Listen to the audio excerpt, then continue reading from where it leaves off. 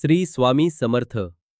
तुम्हाला माहिती आहे का, एका साध्या झाडाच्या फळाने देवी लक्ष्मीचा आशीर्वाद मिळतो आणि त्या दिवशी केलेली पूजा वर्षभर धनसंपत्ती राखते.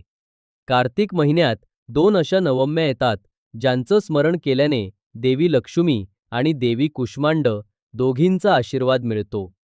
ही नवमी 30 ऑक्टोबरला रोजी आहे. व्हिडिओच्या शेवटी तर तुम्हाला एक असा उपाय समजेल जो खूप साधा व सोपा असेल, ज्याने तुमची भरभराट साक्षात लक्ष्मी माता करेन.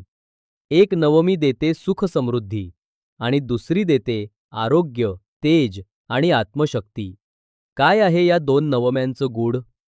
कुष्मांड नवमी आणि आवळा नवमी या 2 पवित्र दिवसांचं महत्त्व, कथा आणि उपासना विधी. कार्तिक महिन्यात येणाऱ्या या 2 नवम्या हिंदू धर्मात अत्यंत शुभ आणि फलदायी मानल्या जातात.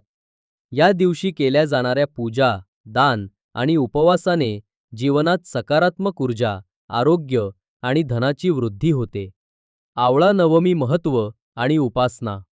या दिवसापासून द्वापार युगाला सुरुवात झाली होती. भगवान विष्णूंचा निवास हा आवळा वृक्षात असतो, परंतु या दिवशी सर्व देवी देवता आवळा वृक्षाच्या ठायी येऊन निवास करतात.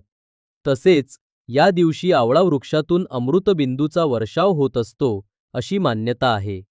त्यामुळे या दिवशी आवळ्याचे पंचोपचार पूजन, गोड नैवेद्य, प्रदक्षिणा आणि मग वृक्षाच्या छायेत अन्नदान व स्वतः भोजन केले जाते. यामुळे अक्षय पुण्याची प्राप्ती होते. आवळा नवमीच्या दिवशी आंघोळीच्या पाण्यात आवळ्याचा रस टाकून स्नान करावे. आवळ्याला स्पर्श करावा. आवळ्याला धात्री वृक्ष असेही म्हणतात, म्हणून पूजेच्या वेळी ओम धात्रे नमः किंवा ओम नमो भगवते वासुदेवाय असा मंत्र म्हणून पूजन करावे व आवळ्याच्या वृक्षाच्या छायेत अनुभवलेली शीतलता आपल्या आयुष्यात यावी म्हणून प्रार्थना करावी.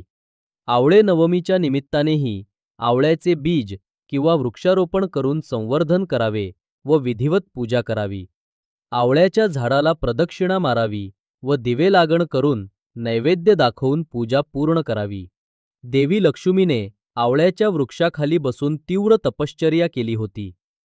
तिच्यावर प्रसन्न होऊन भगवान महाविष्णू आणि भगवान महेश यांनी तिला दर्शन दिले. कुष्मांड नवमी महत्त्व आणि उपासना. या दिवशी कुष्मांडासूर या दैत्याचा वध भगवान विष्णूंनी केला आणि त्याच्या शरीरातून कुष्मांड म्हणजेच कोहळेची वेल उत्पन्न झाली होती. अशी मान्यतेमुळे या दिवशी कोहळे आणून त्याचे पूजन करून ते पुरोहितास दान केले जाते. या दिवशी श्री दुर्गा मातेचे चतुर्थ रूप कुष्मांडा देवीचा उत्सव साजरा केला जातो.